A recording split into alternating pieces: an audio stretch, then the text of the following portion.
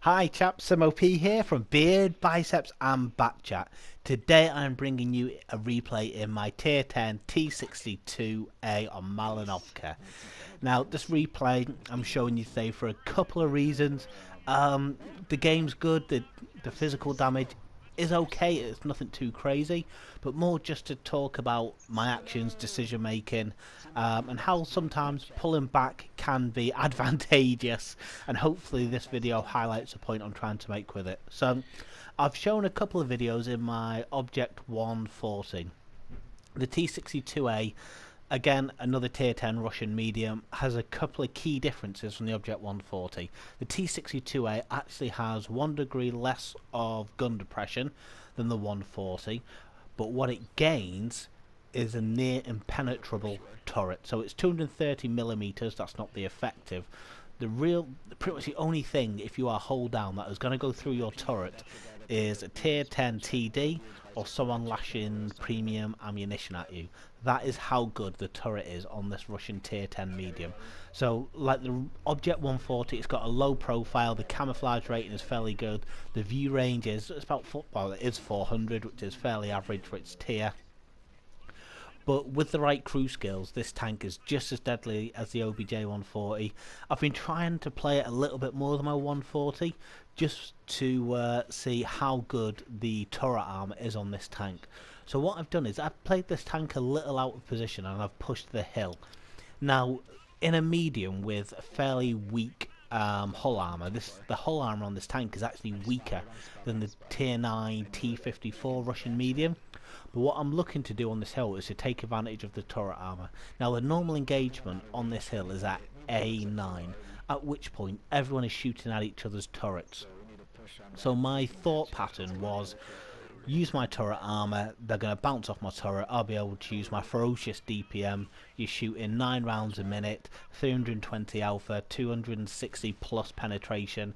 I should be able just to eat through whatever comes up. They'll just be pinging off my turret and I'll be able to assist my team, even though I'm a medium in a position where I probably shouldn't be. Realistically, where I'd normally hang around with a tank without turret armor like this would probably be D5, D6, and use the bush as cover to fire across at the enemy TDs and mediums that are around the E7 area. So I want to play a little out position, hopefully just to throw off the enemy team, use my view range to spot the tanks that were coming up the hill, just to light them up for the rest of my team. Now I'm very lucky that I know there are some good players in this game. So you are seeing Wolfpack Magnitude, very good player. There's also a chap called Wolf Warrior. He has his own YouTube channel, which I'll link down below. Really good player. Please check his YouTube channel out. His videos are really good. He's fairly new to YouTube, so please show him loads of support. Watch his videos, subscribe to his channel. There's loads of really good, useful stuff in that video. So currently is I've not pushed as aggressively as I would have liked. Now the reason for that is the red team has pushed much more aggressively up to the hill on A90 than we have as the green team. If I pushed where the rest of the green team is, I'd be left out in the open where they'd be able to shoot at my vulnerable hull armor, which is nowhere near as good as my turret. As you can see, they're just tearing through everyone. What I'm trying to do here is just to keep the reds spotted as long as possible, because what we have behind me is 2 TDs RRT, which are providing really good fire support as and when they can when the tanks are lit up. There's E75, he's gone. The guys behind me, the 2 TDs, are just piling shots into this hill. Again, but it relies on them being spotted for them to be effective. So what you're actually seeing me do is to give up the position I was in, even though I was hull down to a lot of those tanks. What I'm looking to do is just to keep my vulnerable hull covered. I know with that superiority in numbers, they'll push relentlessly on me. So what I need to do is to keep them spotted. As they expose themselves, start tracking them. Again, going for another tracking shot on this STI.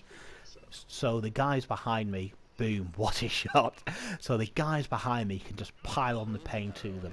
And that means giving up ground. So there's times where you'll commit to a position that ends up overpowered by the red team, and you have 2 options. You can either stay in that position, do 1 or 2 more shots of damage, even though you've lost half your health, and your game's over, that's it. Or you can take 2, 3, 4, 5 seconds to just think, see what's coming over that hill, check the position of the rest of your green team. If they are set up to give you fire support, as I've done here, pull back, keep everyone spotted as much as possible, just reassess the situation, conserve your HP, and wait for the red team to push over and expose themselves. On this map, that is a very common thing, that the red, well, whoever wins the hill pushes over and expose themselves to the other team's fire base with their TDs waiting for them. So it's almost a blessing in disguise that we've lost that hill. At this point, the team is doing really well. There aren't too many enemies left in the match, but because I'm low HP and they've got quite a few nasty tanks still left up there, I've got to be a little bit careful again that I don't expose myself. There aren't any other mediums or any tanks that can readily get to the position I'm in to spot these tanks for the rest of the team. Now, that's not to say they can win the game from this point, but it would take longer to win if I wasn't here. And I don't mean that in a big-headed way, more just that no one would be able to spot them for their RTDs and RT to clean up on.